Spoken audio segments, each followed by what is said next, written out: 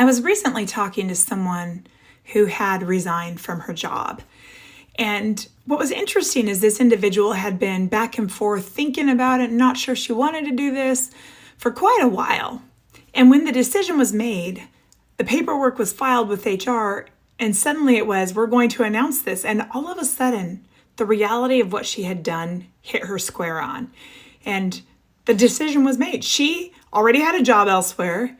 She was ready to leave, but yet having to say goodbye, having the consequences of her actions in her face, and a time frame in which was not necessarily her choosing, it was very real and very heartbreaking for her.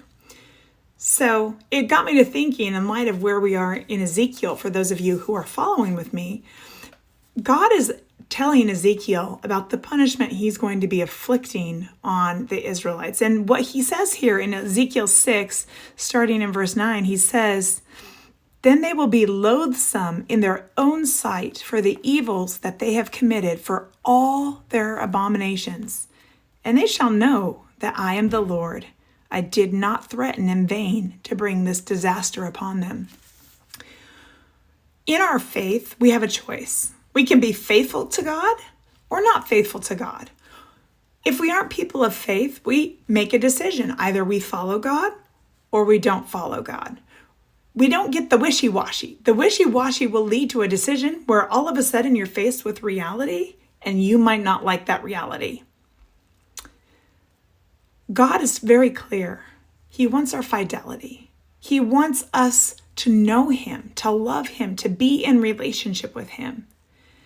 And when we do anything other than that, there's going to be consequences. And we are going to be the ones that bear those consequences. We are probably going to be very upset with the results if we are not following what God desires of us. So I encourage you today to think very carefully about the decisions in your life. Think about how you're doing. Are you a person of faith? If so, are you in fidelity to God?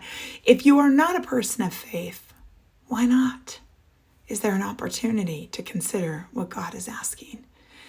My friends, the consequences are there for us. May they be good consequences, consequences that make us rejoice, not cry out in pain and beat ourselves because we didn't take action sooner. Something to think about today. Blessings on you.